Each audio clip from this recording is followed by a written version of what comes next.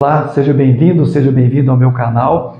O meu nome é Danilo Arnaldo Briskiewicz, eu sou escritor, historiador e também formado em filosofia. No nosso canal, você já sabe, nós contamos histórias do Brasil, histórias do Cerro e também conversamos sobre filosofia, sociologia e poesia. Hoje nós vamos conversar sobre o livro Chiquinha Leite, Professor e Negociante, publicado no ano de 2022 pela editora Apris de Curitiba, em que eu conto a história de Francisca Leite Teixeira, nascida por volta de 1840 em Diamantina e falecida por volta de 1913 na atual cidade de Santo Antônio do Itambé.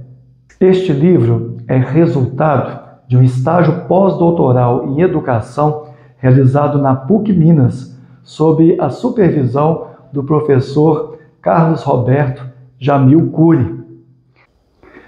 A pesquisa me levou aos arquivos da cidade do Cerro, especialmente do IFAM, que tem a guarda dos documentos do Senado da Câmara, e também a Biblioteca Antônio Torres, em Diamantina, onde eu descobri o testamento do Major Leite Teixeira, irmão de Chiquinha Leite, e os dois eram os únicos irmãos de uma família formada também por pessoas importantes em Diamantina. Este livro surgiu a partir de consultas ao arquivo do IFAM do Cerro, onde nós descobrimos, a partir de uma coincidência, que havia muitas provas de alunos de uma escola de Três Barras, atual distrito de Três Barras da Estrada Real, distrito serrano, e ali nós começamos a perceber que havia uma lógica, uma organização.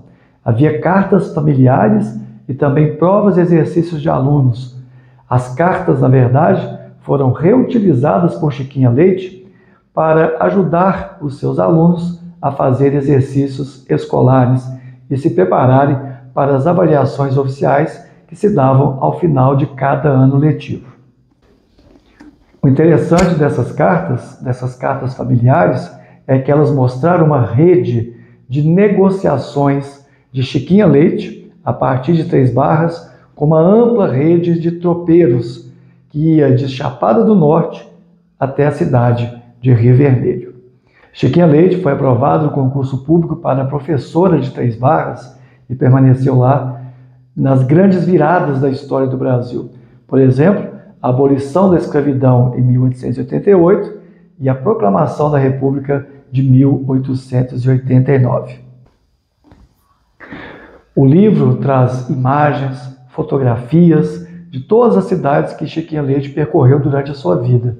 Diamantina, Três Barras, Cerro, Santo Antônio do Itambé e Serra Azul de Minas.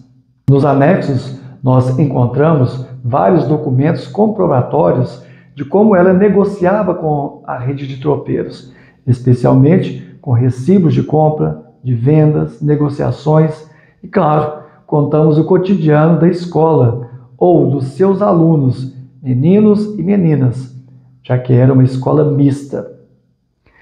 Temos também nesse livro alguns documentos interessantes, as avaliações da escola, ou seja, a ata de exames anuais que promovia então os alunos de um ano, de uma série para outra série.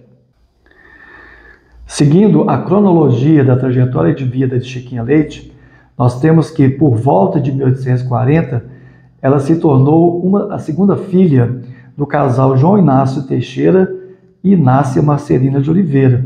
O casamento realizou-se em Diamantina, onde os pais e a própria Chiquinha viveram durante muitos e muitos anos. Em 1841, nasceu seu irmão, José Leite Teixeira, em Diamantina. Por volta...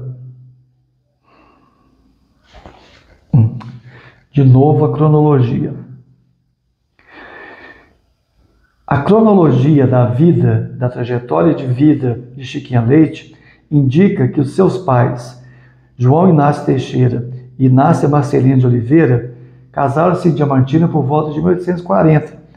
Em 1841, nasceu José Leite Teixeira e logo depois teve o nascimento de Chiquinha Leite.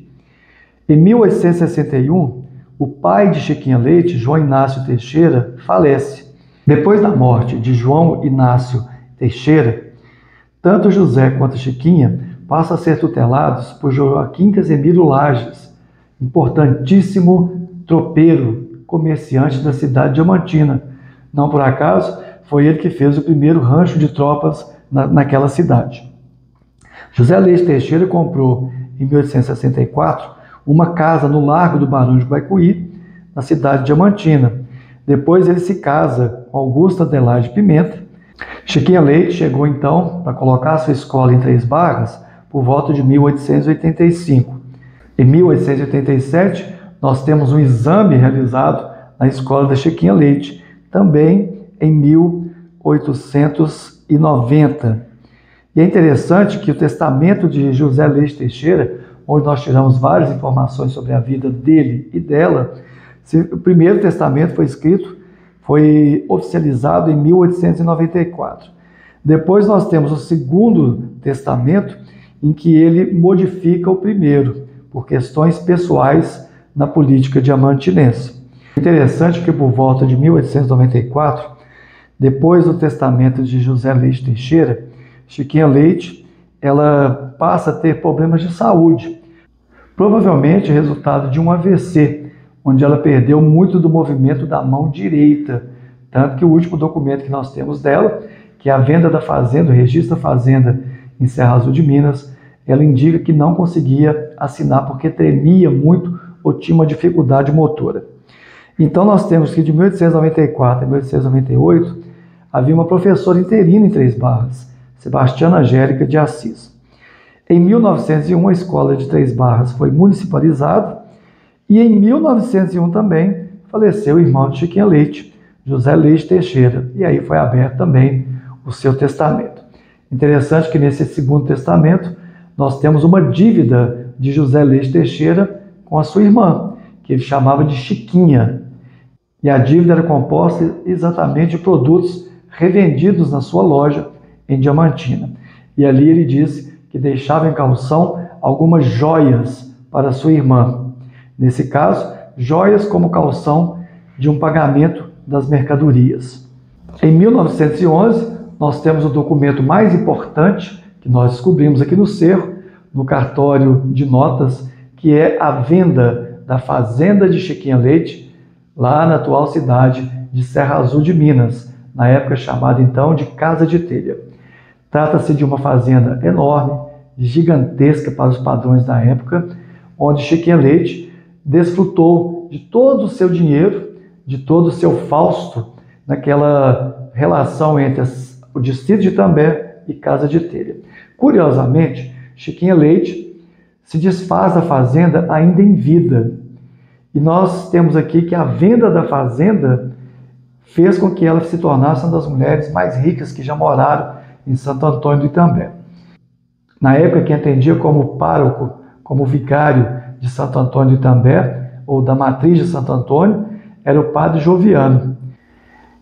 E o fato de Chiquinha Leite ter ido morar em Santo Antônio do Itambé com todo o dinheiro da fazenda, indica que ela tinha uma preocupação com a salvação da sua alma e que talvez ela tenha repassado esse dinheiro ao invés das sobrinhas, filhas do seu irmão, que não se davam muito bem com ela e também disputavam os bens do próprio pai. Chiquinha Leite pode ter doado esse dinheiro para a igreja do Itambé, especialmente nas mãos do padre Joviano. A história de Chiquinha Leite faz com que a gente conheça um pouco mais sobre o tropeirismo ou como as relações comerciais eram desenvolvidas na região serrana. É interessante lembrar que Chiquinha Leite era praticamente uma pessoa invisível até realizarmos essa pesquisa dentro da área de História da Educação. Com isso, nós contribuímos para que uma mulher se torne evidente em seu papel de levar a educação e instrução pública aos lugares mais recônditos, mais escondidos, ou que a gente chama de Brasil profundo. Se você quiser entender um pouco mais sobre Chiquinha Leite, todo o seu universo entre escolas, mercadorias, tropas pelo norte de Minas e também as suas relações comerciais com Rio de Janeiro e Europa, convido você a ler esse livro. O livro está disponível no site da Editora Apris, mas também em todas as lojas virtuais no Brasil e no mundo. Chiquinha Leite, Professor e Negociante, é um livro importante para a história serrana, mas também para a história da educação no Brasil.